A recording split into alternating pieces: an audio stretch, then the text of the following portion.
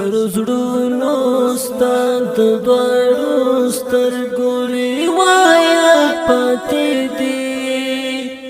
ژوند کې خواږه ستا د خبرو له نبات پاتې دی پر زړونو ستا د دواړو سترګو روایت پاتې دی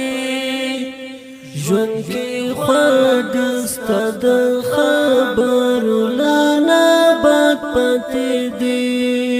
ورنه حالات ضرورت دې قضا کړې قربان ورنه حالات ضرورت دې قضا کړې قربان پر چا دستا د دیدنو نو څو رکعت پاتې دی ژوند کې خواږه ستا د خبرو له نبات پاتې دی پر زړونو ستا د دواړو سترګو روایت پاتې دی